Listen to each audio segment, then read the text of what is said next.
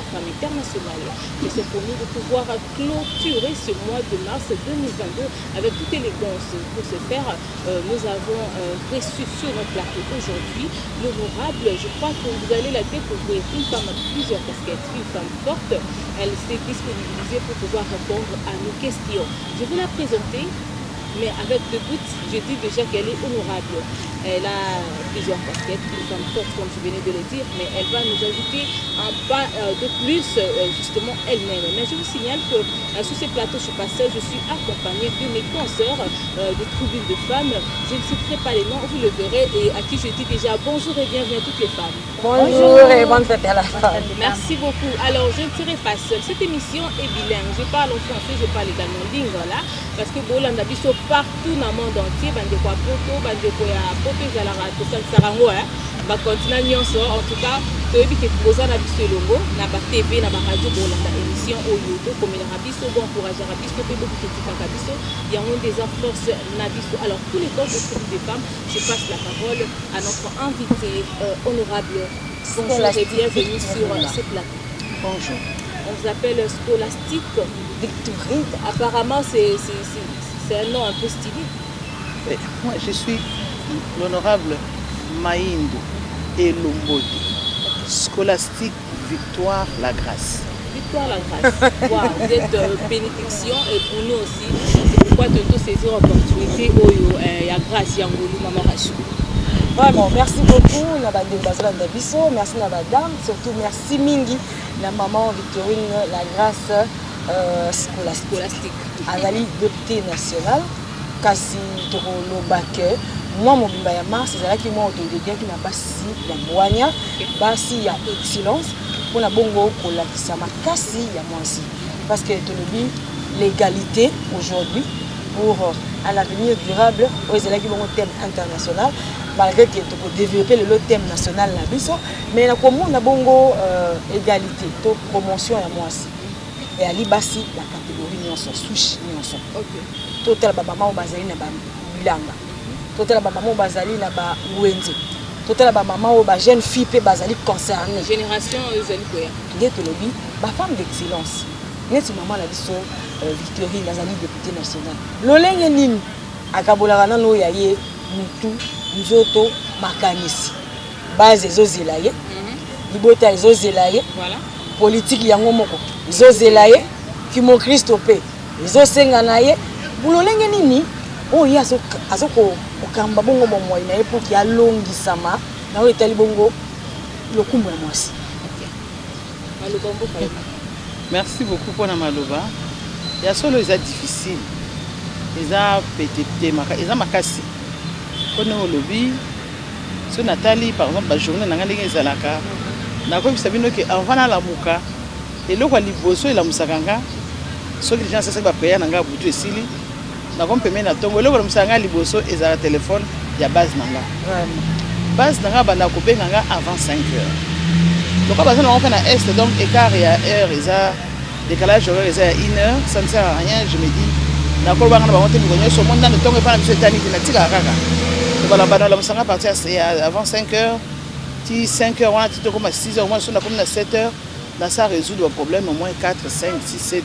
Il y a base ou benga qui likambo boye mon activité songolo le quoi on a autant aussi sa activité il y a mois de la femme la sisa qui ango avant-hier la tinda qui équipe nanga kendeki ba travailler na lokutu pe na basoko leo na tonto benga babi nanga lobi tango bazongi na lokutu ba mamba lobi au moins ni formation sala ki wana ya mukolo ya journée la femme on a biso msutu zaki to quand zaki te biso pe to eli susu to rapport na wana bandiango na tongo.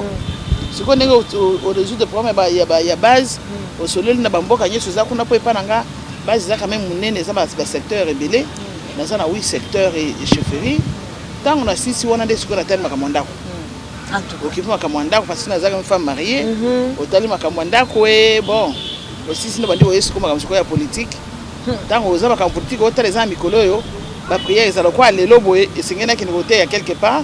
Si on a si na bino, na si na plénière.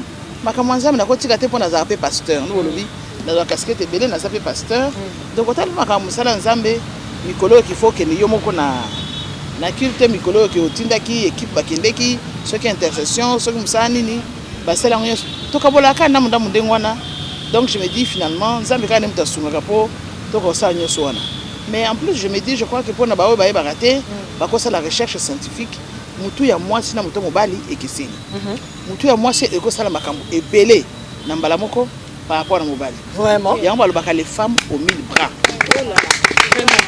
Merci beaucoup maman pour cette réponse. Je pense que toi attaqué vif sujet. En tout cas, tu as un sujet ou alors on a thème national. On a parlé de l'apport de la femme sur les changements climatiques. Alors, vu l'environnement, moi c'est pour traverser tout ça, l'environnement permanent, l'environnement ouvert. Alors, quel est votre regard?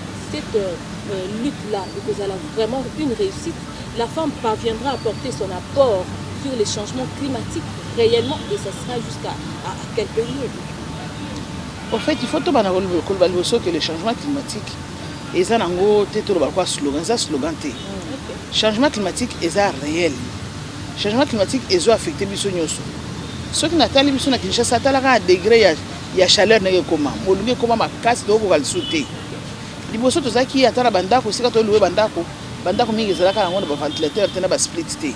Mais les koma kwa critère tant ngo loué ndako otuni so bazana split to bazana ngote po chaleur et les qui. On est sama kambo utina changement climatique. Ce qui totali depuis les années 70-71 tina ba 2020 oyo on va constater que na Kinshasa température est au moins 4 degrés. On a des études où il déjà et l'accès maki donc chaleur est makasi. Changement climatique est réel. Ba ça bilanga na point na Italie RDC na biso ba effet changement climatique nous à 5. Alors parmi ba effet changement climatique mbula tango komonoka et comment konoka mbula moko ya makasi oyo ke ba goutte ya mbula eza makasi et kokina ko déplacer mabele place koyi. Yango mo sukona tibata bilanga donc bambula neza makasi nengwana ezo kweyisa mabele o ezana bandunda na bango ozomona bandunda ezo tiola. Il y a quelques années, je crois il y a moins de 2 ans, la période de saison sèche, il y a saison de pluie, moi ezo bandunda ezala quitté parce que bandunda mikala bandunda ezo tiola na mai parce que mbula ezalaki makasi mingi. Donc on a fait changement climatique etali kaka bato bilanga te etali biso nyoso.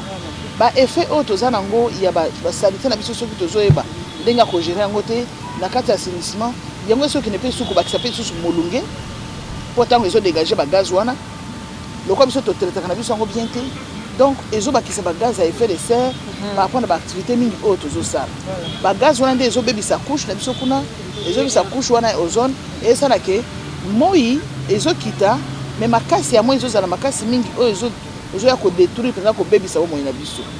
C'est quoi ça que nous avons moi ça contribuer au changement climatique. Bien sûr, on a makambo ebele. Les kambo liboso na ke pendant makambo ya biso asi. Ndenge to lambaka. Est-ce que tu es que sachet on a to utiliser rango pour na to petite makala za malamu te. Sachet ya mwindu wana et misaka ba gaz moko oyo ezoke na ko détruire couche atmosphère oyo ke soki yo moko o respirer. Sachet wana kaka ndenge o te ko petisa wana ozo biso pour moi na moko petit sous. Donc c'est malamu te pour la santé. Ça fait que biso ba maman et c'est tout tika ko pelisa ka moto biso makala na sachet tango oyo to tiko lamba ba bilongo na biso et sengeli ba déchets na biso to gérer yango bien to kama tete to tika yango ka izo panzana to sangisi yango to tumbi moto mabe oh là là to ko tumbaka moto ndenge te pone na lobby chaque fois que to zo tumba bilongo nyoso wana ezo mata ba gaz yango ezo mata na atmosphère ezo mata alors ezo bebisile to benga ezo bakisa ba gaz à effet de serre et ba gaz à effet de serre yango ezo sala ke ezo moto ezo benga réchauffement climatique.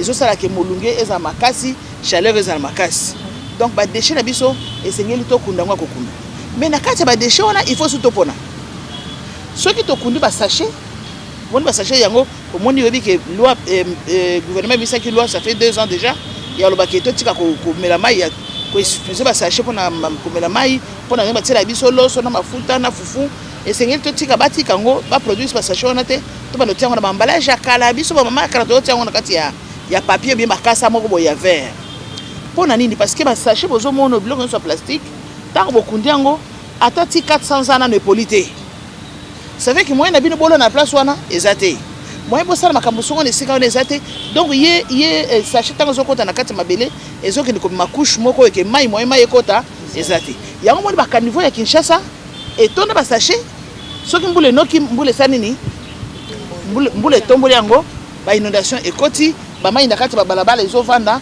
ezozinda te mosusu ezalaki soki mai ekoti na balabala ezomela te ezindi mais lelo mai moyen ezina mbala moko eza te mpo nini mpo totie basachet donc bozotunanga toujours ke mwasi akocontribue moni makambo je mwasi akosala mwasi azoéduke bana na ye mpo na kolobaki mo ndenge eza wana bana makambo oyo nalobi awa bana basala nini basala yango te eloko oyo ezosunga mpe na kati ya changement climatique mpo ediminue ezala réchauffement climatique wana na baeffet yango mosusu eza nini eza nzete donc biso bamama soki tocomprendre yango bien esengeli esika tozali il faut toujours na kati ya lopango na biso tozala na banzete tozala na bamatiti mpo yango nde ezoabsorbe gaz à effet de serre wana lokola CO2 lokola basoufre donc nzete nde ezomela yango makasi ezomela yango ezopesa biso oxygène oyo tozopemela ya malamu donc lopango oyo eza na banzete eza lopango moko eza nango bien parce que na place wana oxygène ekozala nango ebele donc bamama na bisika nyonso il faut tolona na kati ya lopango na biso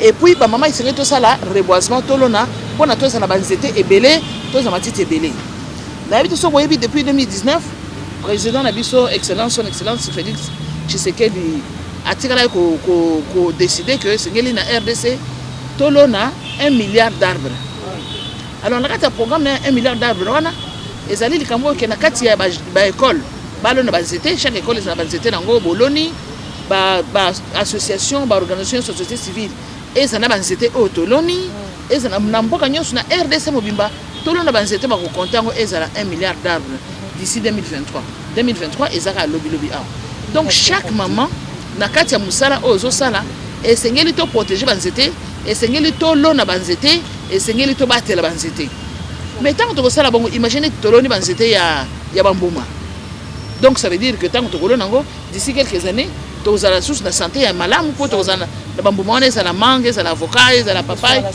donc yango nyonso kosunga biso lisusu mpo na santé donc mwasi non seulement akoki kopose baacte ye moko mais mwasi nde aedukaka bana mwasi akoyebisa bana déjà mwana ya 2 ans 3 ans kobuka nzete wana omoni te kotambola likolo nango te mosala wana ya sensibilisation ekosunga mpe lisusu lelo par rapport na banzete toujours ntango tozosalela koni mingi na makala mingi tozodiminue donc nombre ya banzete oyo toza nango tozosalaka eza lokola tozoréduire chance na biso ya kolutte contre changement climatique yango wana soki tozaka obligé parce que courant eza ntango nyonso te soki toza obligé soki toloni nzete tosali tozwi bamakala ndenge tosalaka wana toza na devoir osala nini ya kolona nzete yango wana soki toza na possibilité ya kosalela courant tosalela nde courant oui na sachet te eza malamu te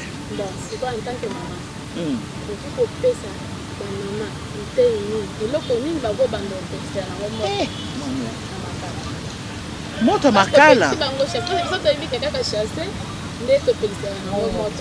en tout cas sachet eza mabe mpenza sachet eza mabe mais eza na biloko batekaka wana bapesaka nango moto babulu wana bo bapenga yango nini yo na swahili nabosani komona yango mais batekaka babulu wana soki otiango ataka mwa mokemo na makala yango nde kosunga mpona bapelisa makala bien bongo kopesa na pétrole nde totiaka pétrole na allumette soki otie pétrole na allumette okino mpo osala pétrole na allumette pétrole déjà eza bien te ndenge wana mpe mais soki osala yango kaka mokie ekozala quand même moins nocif ke kosala ndenge tosalaka basachet wana boye mpo tosala sachet ebele sachet wana ya mwindu. Voilà, merci beaucoup. Tozo évolué déjà. Oui, mafuta sachet papier mouchoir non mafuta mbila pe bapelisa nango yango yango nyonso eza pesa bien te mais eza na effet moins que kosalela par rapport na basachet wana ndenge tosalelaka. Alors, ouais. Maman Yasmine retourne à mon na que maman a c'était là on a retenu les plus éduqués parce que lorsque la maman a transmettre un message na bana on a koyebi ça moi na mibali po mibali pe ba ba ngote makamwana c'est ça voilà donc moi c'est ça musala munene ya kosala maman Yasmine oko retourne déjà motuna na yo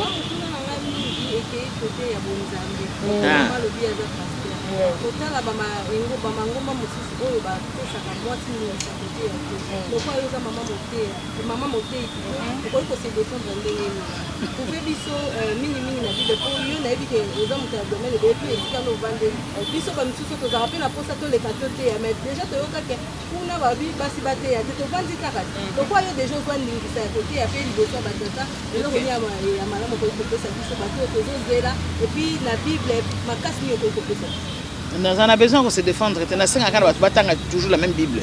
Tant que le Saint-Esprit qui est dans la Bible, tant que le Saint-Esprit qui est dans la chambre haute, parce qu'il y a 120 personnes, la Bible écoute le bas, y compris les femmes. Donc Saint-Esprit azalaki na sexe te. Nzambe azalaki na sexe te. Donc Nzambe ayi ko utiliser na mutu nyonso ya lingi a utiliser na ye. Tant Saint-Esprit kitelaki bango lokwa ebenga, de tanga na kati ya Bible. Et si kama ote okuti que non Saint-Esprit kitelaki mibali atikaki basi. Saint-Esprit kitaki pa batu nyonso. Basi bazalaki mibali bazalaki. Yango na Nzambe ayi soki Nzambe azo utiliser kutu na Nzambe kutu la biso ki beaucoup misinga te même babanga eko. Donc to ba Nzambe mona eki donc babanga eko na valeur ko biso bato ya créer. Vous pensez que mabanga est important, c'est pas Nzambe kolika les femmes? Je ne pense pas. Donc rien que ça, donc je me dis, et la question moko batu, je me dans ngina ba ignorance te même bala mingi za la katam susu, likambo o ke bokota ki na ngona profondeur te bo sali ngo peza recherche pour nous découvrir amour. Mais sinon comme je dis là, lelo oyo, ce qui moi ça a une importance te beleye sotika go te manzera moi cité. La femme samaritaine na ba kona yena za go premier évangéliste na Jean 4. Moi si on attend pour évangéliser c'est quoi? Et là on fait sa bonne nouvelle. Parce que maman wana oyo bazaki na Jean 4 wana esika oyo Yesu ayebisi makambo nyonso titi Bible na biso na Jean 4 sur le verset 29 30 okuta ke atiki babiloko nazaki nango akena mboka kokende koyebisa bato boya kokutana na mutu oyo azobalanga makambo nanga nyonso avi bato pe baye Bible lobi bato na tanga baye bayoki Yesu balobi tondimeli kaka pona oyo ya lobaki te kasi po biso moko to yoki. Omoni? Donc ça veut dire que eza nango likamoko ya pasité eza loko que soko talo ko mona sika wana mwasi wana azali nde na bisibino tango Yesu asekwaki et pas na mwasi nde Yesu alakisamaki ye aponaki bia bisi mwasi alobi kene ko biso ndeko nanga na Galilée tokutala bango kuna. Donc je me dis maman Yasmine azali penza na poso prouver un verset biblique que moi ça côté débat wana jusqu'aujourd'hui et ça va vraiment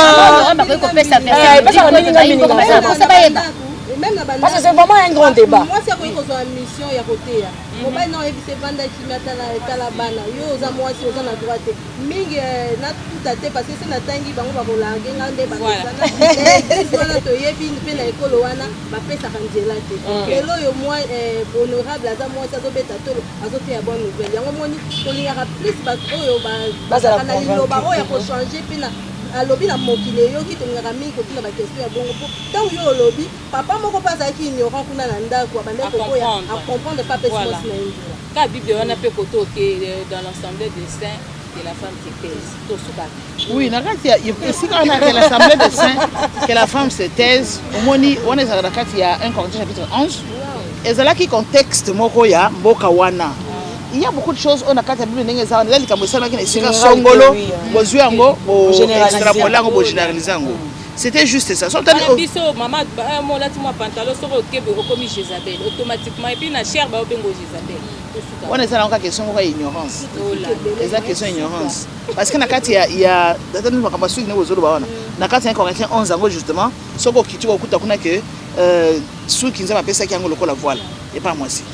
Donc yango na kati ya Bible justement na place sur la pekisa ki que les hommes alamu témoin ça la kovo. Mais c'est voile wana ka kitambala te ba lobi kitambala ba lobi to la kitambala. Mais soko kitika na 1 Corinthiens 11 wana okitiko ta soko que les cheveux constituent dans les droits de l'homme, dans la résolution pacifique des conflits et dans la démocratie. Nabandaki yango na 1998 tant on a qui chargé na fonds décentralisé pour le développement na ambassade à Canada zaki projet moko programme moko ya coopération canadienne et dès là ici quand on a na yebana ki pe na ba femme politique pe belé na ba tozaki na kati politique et belé parce que je commençais à travailler dans la démocratie. À partir de ce moment-là na bandaki déjà ko côtoyer ba politique et donc na koma kinga moko pe kaka pe mutuka pe politique pour na bandaki ko participer na ba activité ko sala ka ba intervention na bisike belé mais nazaki penza te ke na aderaki na parti politique moko songolo. Mais nazaki déjà na katikati ya monde politique nazaki déjà ko évoluer na katikati ya monde politique. Ce que pour ngana comme député na kolba ke nazaki suppléante ya maman Eve Bazaiba autant ya komi zamba tombola ya comme siko vice premier ministre desko ngana ye kokota na parlement na place ya Zalaki. Voilà. Voilà. Oui.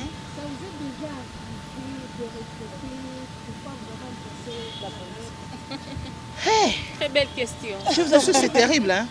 Non, mais par exemple, quand je dis, je suis... Vous voyez, par exemple, hier, on a terminé tard. Donc, en rentrant, j'étais très fatiguée. Mais quand ma base a commencé à me réveiller ce matin, je dis, qui m'a envoyé. Vraiment, Seigneur Jésus. Ça, c'est quelle vie? Vraiment. En tant que femme mariée, quoi. Tu réponds à tout. Je me dis, mais ça, c'est quelle vie? Tu ne peux pas te reposer. Les gens qui habitent chez moi me disent toujours, mais bah, Vraiment. C'est ça, vraiment. C'est normal. Bakobenga bongo ti aussi sur zongi 18h 19h sur la téléphone nanga lobi tout le temps tozaki a babenga qui 35 fois na c'est qui moyen té. Donc ça veut dire il y a des moments vraiment tu te dis mais comment je vais faire parce que aux gens de la responsabilité oh et si ka pesant dans loi mikonyo c'est na vu ko ki maté des responsabilités dans la politique parce que je me dis c'est des milliers de vies humaines qui dépendent de ce que moi je peux faire, de ce que je peux dire. Alors donc quand je vois ça je me dis ça c'est vraiment l'une des parties les plus importantes de ma vie. Donc, on a regretté en côté, mais il y a des moments et comme très lourd. Et comme très lourd, pourtant on a qu'un terrain, on a qu'un vacances parlementaires, mais c'est ça qui est vraiment.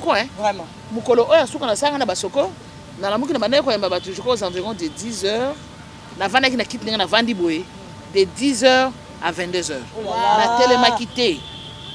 Donc batu bazali yambi groupe. Ti 22h on a fait to kataki et si la ki na ngote. Batu bazala kaka. Batu bazali bazape libanda, bazoya, bazo kende ainsi de suite. Donc parfois c'est vraiment dur. Mais je me dis grâce à rendu à Dieu, il m'a fortifié en Kabiso. Vraiment. Il y a un moyen de tout voilà. Avant madame Gislena Loba, pour vous maman. Oui.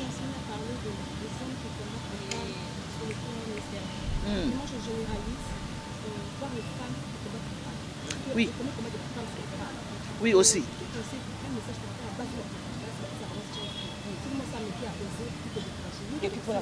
Elle ne peut pas. Et possible, tu dis non mais à se reconnaître valeur, il y a des animosités. Ngabi sikana kinenge na kutema mama wazako yemba kuna. Mwasi pe atonga kamboka mama. Oui, yango tolobaka. C'était vanzembo liboso ba yamba nga na ngona lokutu tango tozokota. Bana to kita ba to kita na tolongo na mai. Denzembo liboso ba yamba ki ngona. Ça m'a beaucoup encouragé parce que ça dit même kuna ou en tout cas n'importe où, je crois qu'ils en ont basi eux va comprendre que moi c'est encore ton amboka. Enfin, nous apprenons toujours de la Bible sur la Bible hein, où la Bible dit la femme sage bâtit sa maison. Alors tu dis ah. Bon bah moi c'est ton amboka te wana te éviter ba utala ngwapi. Il y a aucun endroit dans la Bible où on a dit que moi c'est ton amboka te. Plutôt dans la Bible nous avons vu là où moi si à ton amboka. Et donc moi si à ton amboka. Ba oh ba combataka ba ninga basi. Moi je me dis tout ça qui sont ignorance. Les gens qui sont ignorance, ils appellent comme ko syndicataire tomboka te. Ezali kamwa ko solana bango ko faire comprendre bango pondé na loba mikonyo songa lobi soki mwasi aza capable ndako na ye ya ko bokola bana pardon ya ko bokola bana na ye ya ko kipe mobali mibande bazana généralement hein ba yebi sika sengle zakate sika ceinture ezate sika chaussette ezate mais la femme est capable tia saka makambo ya ye mais akipaka sous mutu wana chaque jour pour la taka correctement tous monde bango balati ba vestawa ce sont les femmes qui ont arrangé tout ça voilà pardon basi basi bando qui fait ce qu'on bana baki na classe moi si donc à s'occuper na bana naie à s'occuper na bana à s'occuper na belle famille naie à s'occuper na famille naie moko à s'occuper na ceux qui commerce ceux qui a na musala ceux qui saranine elle est capable de s'occuper de toutes ces choses là ce que dites-moi eloko ya okokate cause ani ah oui hein parce que moi je me dis azana la capacité ah attends c'était bisous sur matin c'était bon donc ce que ça capable il y a ko gérer makambo nyonso wana je ne vois pas entreprise oh ko pesa ngo moi si à ko gérer ngoté parce qu'il y a des gens ils ont détermination bien sûr il faut avoir capacité dans la il faut vouloir na kati ya mutu na yo tu veux telle chose si manango au monde peut ba capacité ni noza nango et na yebisa basi so ka zali kambo ko kite ko nyoko amate tuna basala kango nde nini okoye ko la kaka okoyeba une fois ko yebisi koyo yeba ke bitumeza nango kaka il faut être déterminé oza déterminé oza engagé ozo lembate oza na objectif au fixer kuna liboso ozo continuer likambo na tio koma na suka donc batu oyo ba bakate basi mususu bazala kata mususu omone ngeza wana boye même na banda kuna biso mbala mingi biso moko ba parents na biso baboko na biso ndengwana likambo lingo sana moi ça la côté na pesa tout exemple la câble c'est ça nga c'est tout le temps na yo senga lobi boye bisanga pona ko sangisa ba câble ya courant poso ngo simba kuna wana bana mbali OK je suis d'accord boye bisanga est-ce que câble ya courant ezanga na sexe vraiment c'est ça Une très belle question. Ce qui câble la courant, c'est la sexité. Donc n'importe quel mois si, ailleurs on ne va pas câble la courant. Ah tu dis câble la courant. Au Kanyango. Ah oui, oui, exactement. Comment tu sais avion à ta fusée n'est qu'un dégoût. Est-ce que c'est un sexe? Non. Donc ce qu'on y est collé, dès que tu as fusée, tu apprendras et puis on peut matcher sa fusée. C'est tout. Donc moi je ne vois pas même ça va te me différence fondamentale entre moi si tu as mobile des acquis à ma belle et puis tu bois ta cabane. Voilà. Ça c'est notre on est le col à mais à part ça, toutes les autres choses que les hommes font, nous pouvons le faire. Qu'est-ce qu'on va apprendre? La preuve, c'est que nous avons bateau, avion, président de la République. De plus en plus, comme un président de la République. Tu as l'Éthiopie, Ezalit, nous avons Totali Helen Johnson, Totali Catherine Oya RCA, Totali Oya Tanzanie, Nabosani Komonaye. Ça, c'est seulement en Afrique. Mais tu as ce qu'on a Poto, tu as en Amérique. Chef de l'État. Personne ne peut vous dire que Mboka Oeza qui est dirigé par moi si il y a un homme non, parce que parce que l'échec est au masculin et la réussite est au féminin.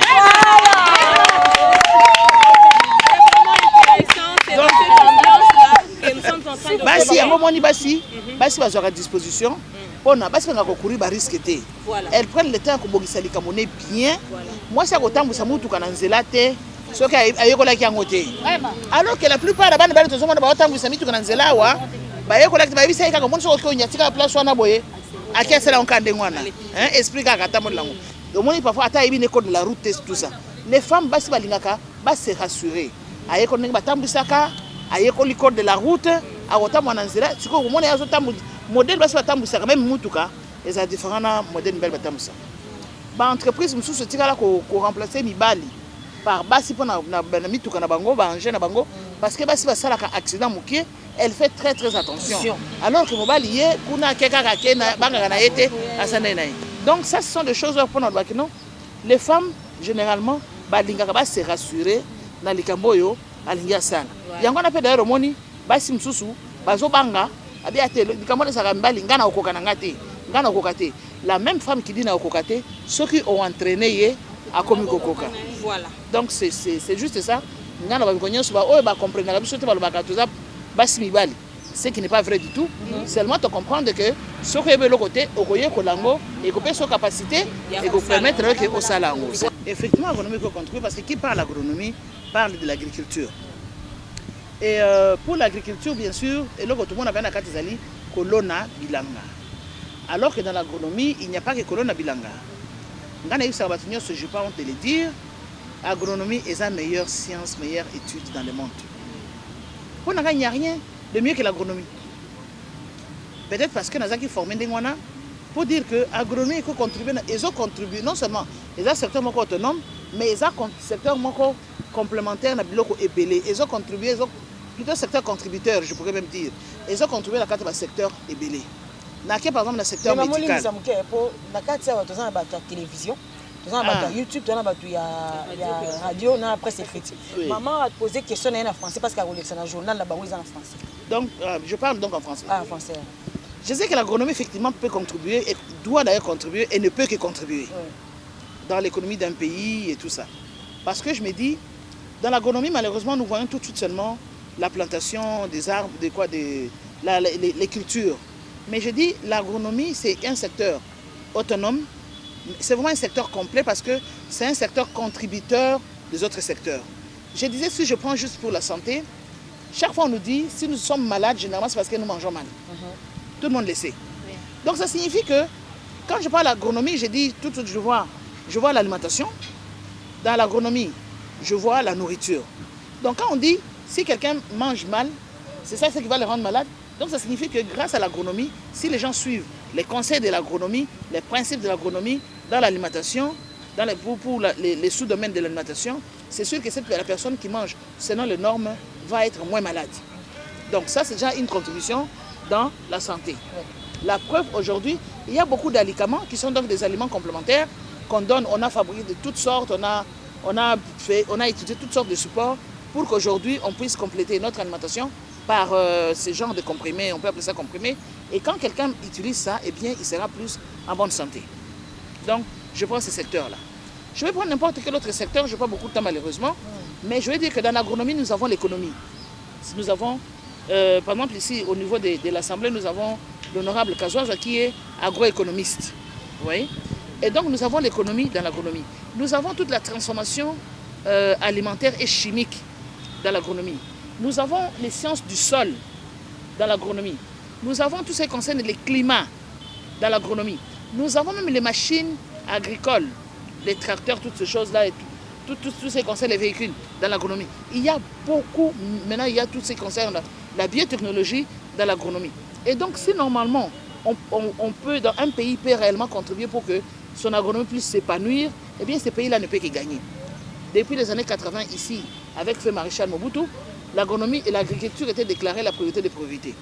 Et même jusqu'à aujourd'hui, c'est encore dans la bouche, on dit l'agriculture, c'est la priorité des priorités. Pourquoi on choisirait un secteur comme ça comme priorité de priorité si ce secteur ne pouvait pas contribuer?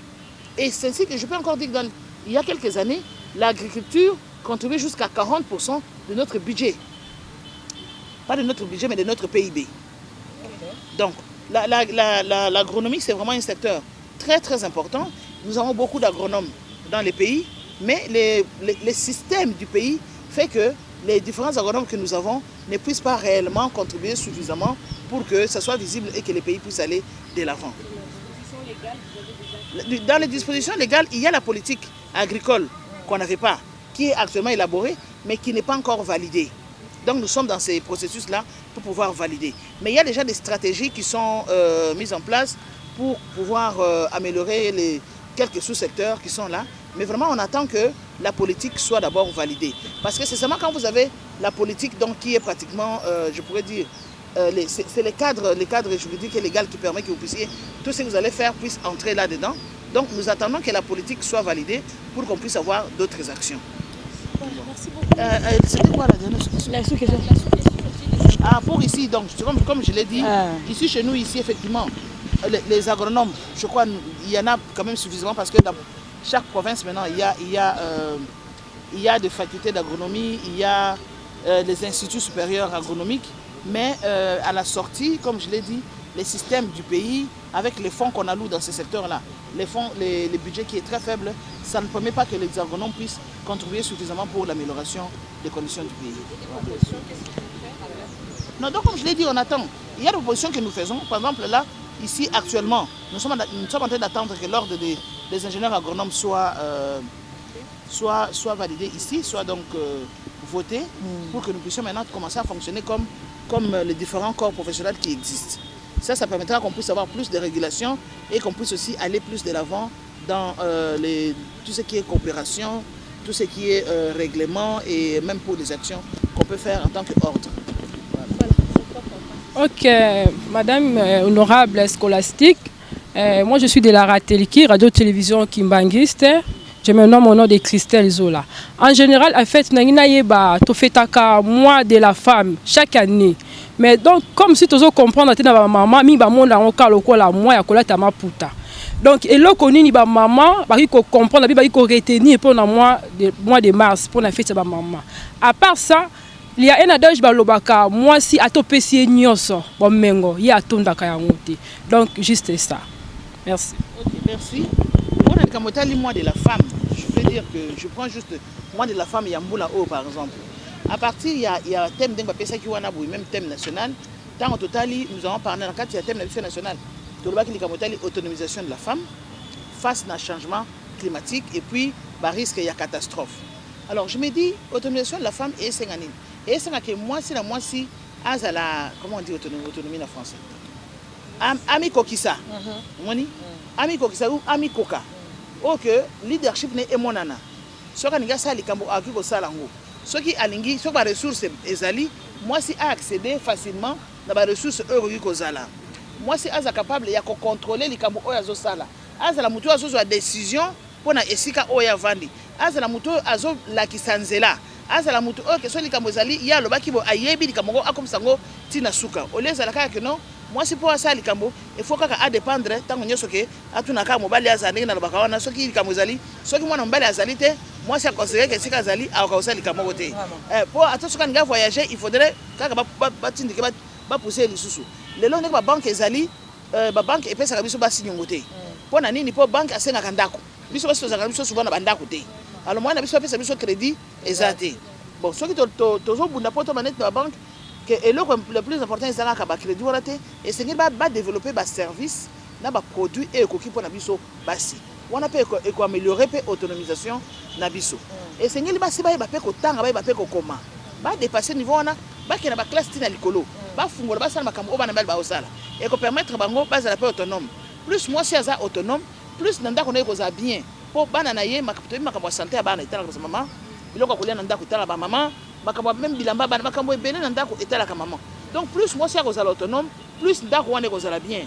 plus communauté wana bakozala bien-être moko collectif donc yango wana omoni eza important chaque année tozo revenir sur l'autonomisation de la femme mwasi ye moko il faut prendre conscience à s'engager pe à se déterminer à sangana na baninga na kati ya réseautage babiloko nyonso ezosunga mpo mwasi amikoka siko balobi yango face na changement climatique napesi bino exemple mike na ntango oyo ke climat ezokenda kobeba ndenge ezokenda kobeba wana eloko nini mwasi esengeli asala napesa bino quelques exemples awa ya banzete esengeli tolona ya propriété esengeli tozala nango na kati ya assainissement ya biloko il ne faut pas tosala surtout tosensibiliser bana tosensibiliser bapapa na bababa na biso todévelopper bacomportement moko oyo ekosala ke tocontribue na changement climatique te sikoyo ndenge tolobi wana na etali barisque ya catastrophe c'est la même chose donc esengeli mwasi s'informer à se former et puis moi aussi à s'engager à sensibiliser baninga à vulgariser au nyonso eza nécessaire pour na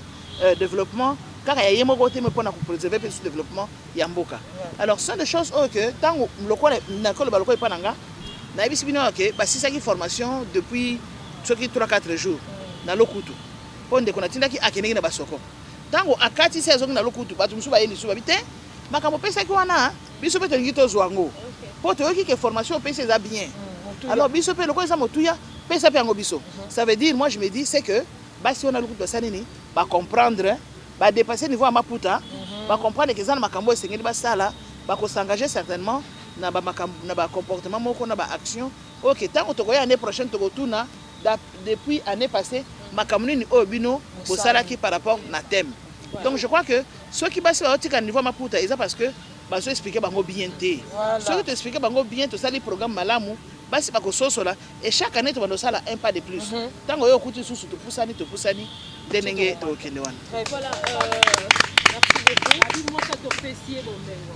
Yi atonda ngoti. Voilà, ça ce sont les hommes hein. C'est les hommes qui disent ça. Bango batondaka. Waouh. Voilà, on évolue madame Ghislaine, je crois on va te prendre et puis on va finir avec la maman ici. Mais maman, honorable,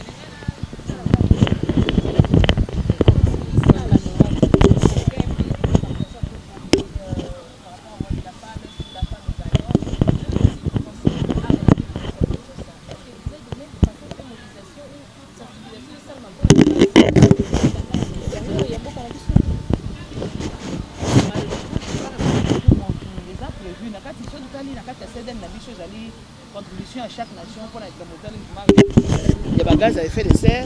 Ouais, mais tout ça qui va prévoir une sensibilisation. Il y a toutes les couches, tous les niveaux. Donc normalement, ce qui que le gouvernement a sensibilisé, a utilisé, a vulgarisé ces derniers, c'est un bon mobimba, bah sensibiliser. Quand tu es honorable et net, oyo kabongo ke na intérieur ka période de propagande net maramba toko boy kuna 40 ngana ke bona propagande hein te ne ba ici souhaiter biso to s'informer oui non on te le dit donc je ne peux pas parler pour tout le monde mais c'est prévu et je crois que peut-être les alagata mususu likambo ba moyen ta mususu pe hein likambo ya koyeba pe au moins ngai eza peut-être plus ou moins facile parce que nazanga muto ba domaine wana et puis nazanga muto ba bato omoni bon ça mususu a yebi ba domaine ngo bien ta comprendre ngo bien te tant que vous avez à transmettre en côté. Donc, il y a une question que bah on y a comment parcelle à pouvoir manquer ou bazana comment parcelle à encadrement pour nabatu bah c'est informaka pour na to gagner lutte contre le changement climatique et sengeli que tous à engager bisonyoso. Mais avant que tu viennes le balanga musika, tout est la carte dingue tozao. Pour na quand na place à transport. Imaginez ce que na place où c'est la transport wana, nous étions ezali na place où nous étions ezali, bon ça ndé. Pour nous sur localisé quand c'était ezali. Donc à tant que sans que tu aies changement climatique mais kaka ombrage ya pamba nzete. Ils sont tous là pour ça.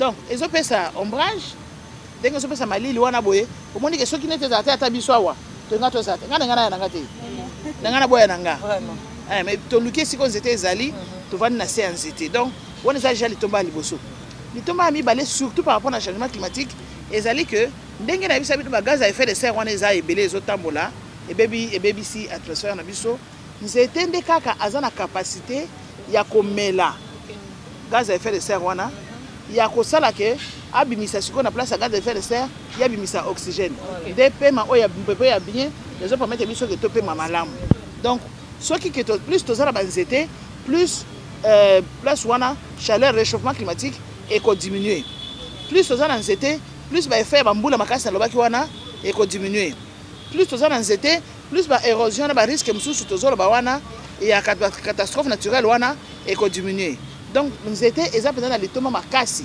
ezoréduire réchauffement climatique ata na bamboka mosusu soki nzete ezali esika wana donc non seulement malili ekozala mais ata mabele nango yango moko mabele ya place nzete ezalaki mabele wana kosala nini eza na bakalite oyo ekese na bisika oyo ke nzete eza te ata mpona babilanga na biso wana boye kuna bilanga ndenge ezalaka wana eretenaka mabele érosion moyen esalema eza te donc vraiment nzete eza na lituma moko monene grâce na photosynthèse mpona bao batangaka classe ya milai bayebi ke photosynthèse esalaka ke tozoba oxygène epermettre biso topema bien motuna ezali parce que tozoshike mama na ezalaki kake nazonga moke nao etali makambo ya ndako ntanke femme aye namoni vraiment oza na makambo ebele bapartement ebele ozosala estce ozwaka temps ya kokipe papa bien estce papa asepelaka nango parce que oza basi mosusu mibali na bango en fait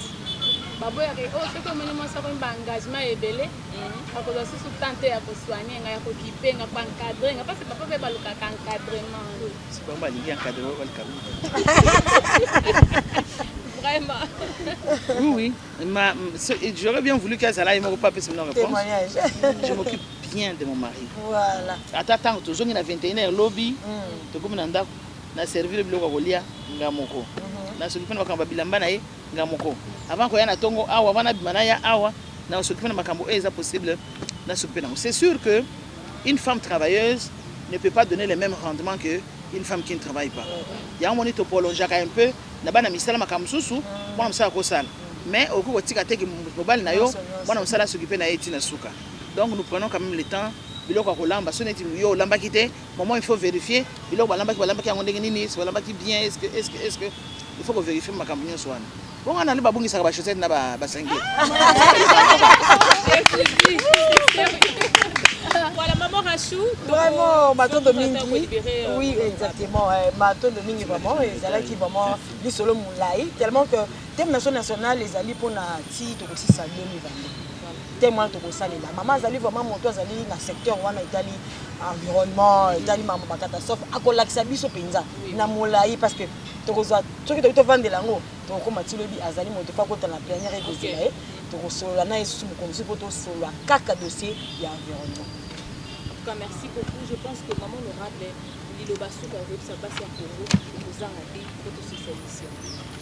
En tout cas, les Camerounais ça passe à Congo et ça que biso basi to kanisa te que tozalaka na importance kaka na mois de la femme. To kanisa te que bato bavi koyoka biso kaka na le 8 mars ou bien kaka na période wana mois de la femme. Et c'est la journée de la femme wana le 8 mars et ça na kati ya mois wana et ça la kande ba journée au mois o tozo rappeler bato que biso basi toza na droit et sengeli batosa ba droit na biso za respecter to rappelaka tozo rappeler que toza bato o toza na to capable de contribuer ndenge moko eza droit et devoir na biso ya contribuer ndenge moko bali bazo contribuer donc moi on ezaka moi et tozo rappeler bato que nous sommes pour na biso basi to rappeler to se rappelaka que toza na kati ya combat et que combat na biso na utilité ce qui total par exemple aujourd'hui ba 12 domaines à Beijing nan to na RDC na beaucoup de kokisa ngo combien. Donc ça na ba domaine on a tout égal ko gagner té bitumba biso na utilité et tolingi que population soit ba que bitumba moi si ezane pour bitumba ya mboka. Les droits humains de la femme sont tout simplement les droits humains. Donc ezate que biso baso ka na mboka na biso à côté na biso et que mbali bazana mboka na bango non. To combat na biso za contre les hommes té. Combat na biso ezali contre le système et tikala ko za érigé na kati ya mokili. Donc ezate que voilà biso basi to bunzaka mibali na période wana ou mibali quand période ande basabi so gentil to moni dès lelo mibali mingi bakwa hé moi na bino esili to mona bino lisusu. Non, nous avons toujours nos droits qui doivent être respectés. Nous devons les vulgariser, nous devons les défendre, nous devons les protéger, nous devons les promouvoir. To makambo to ebi to sala ka mka mikonyonso to continuer kaka nde te ba rekomanda biso esili te tango oyo tokozala plus épanoui tango ba prendre en compte ba droit de la femme na ba intérêt de la femme, la société ne pourra que se porter mieux. Donc, ils apprennent à voler à Mouyabissonios. Merci beaucoup, en tout cas.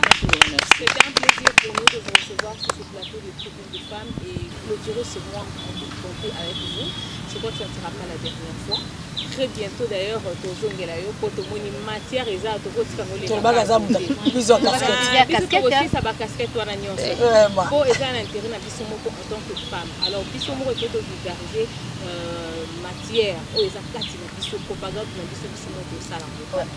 de quoi nous sommes capables de femmes congolaises. Partout où vous retrouvez, nous vous aimons beaucoup. Alors, suivez cette émission jusqu'à la fin, partagez, aimez et puis commentez. N'oubliez pas de nous critiquer, nous vous aimons beaucoup. Alors, pour aujourd'hui, on dit au revoir. Au revoir.